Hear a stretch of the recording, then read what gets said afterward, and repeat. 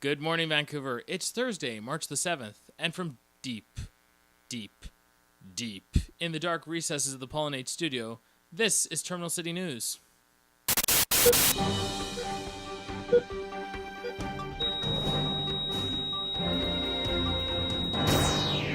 Big news for the Gone Show that is the BC Liberals this past week, as a memo detailing how best to garner sympathy and effectively trick minorities into voting Liberal was leaked to the public.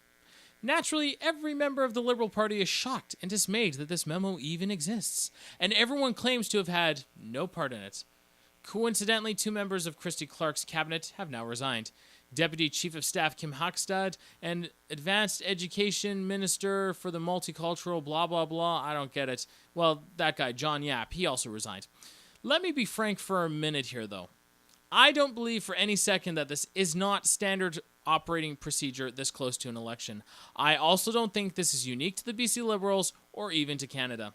Political parties are always trying to court the ethnic vote, but are effectively treating these people like brainless lemmings.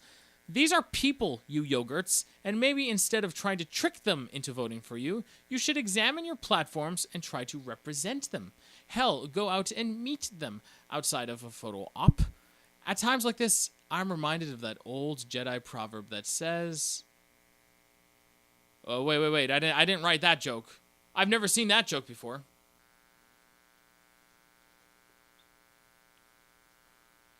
Okay. I've just been informed that the person who wrote that racist joke has just resigned. On February the 28th, BC Hydro sent a couple of representatives with a couple police officers to install a new smart meter at a residence in Hope that wasn't exactly, let's just say, compliant with hydro regulations in terms of using their power. The problem is the residents weren't too keen on becoming compliant with hydro regulations. There was yelling, some threats, and then the husband came out with two mason jars filled with a blue fluid that had fuses attached. Apparently the fuses were barbecue lighters. The jars were later found to be containing jet fuel. Yes, jet fuel. And it had to be disposed of by the bomb squad.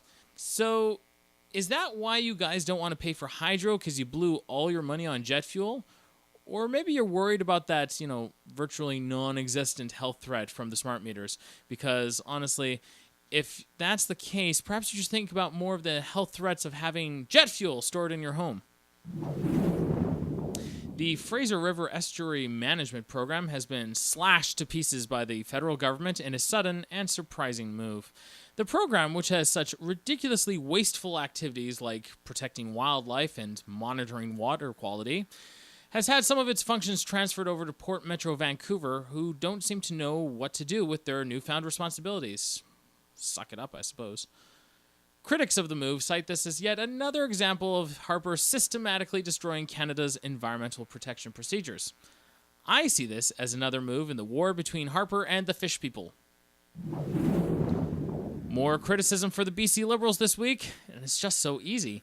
When a watchdog group reported that, get this, I'm not joking, the provincial government is resorting to less paperwork and memos kept for their policies and are relying on oral directives.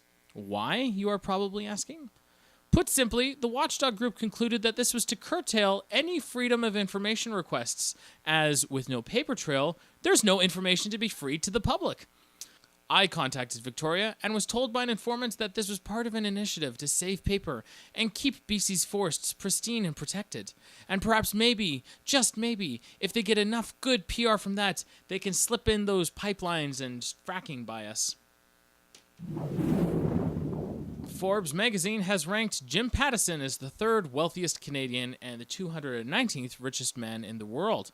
Living and working in a province with such horrible income disparity and hundreds of people literally starving to death in the streets of Vancouver, Mr. Pattison was asked what exactly he intends to do with all his money.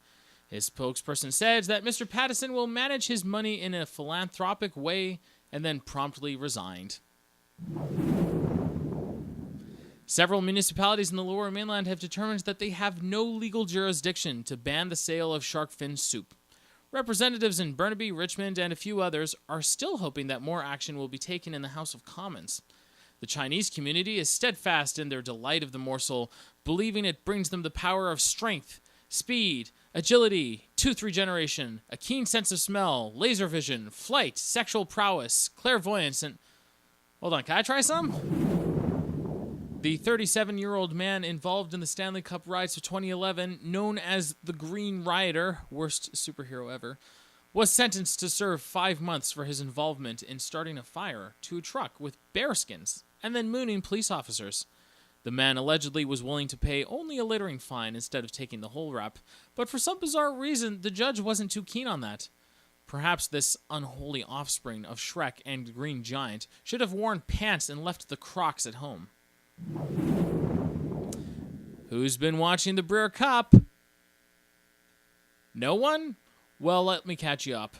BC sucks, being in third from last place with a fantastically embarrassing score of 0-5, whatever that means, with only PEI and New Brunswick faring worse. PEI. When asked about how to improve their performance, the coach of the BC team stated that everything was fine with the team and that he was proud of their accomplishments, before promptly resigning. That's all the news we have for you this week, folks. Join us next time for our new segment, Nate on Sports.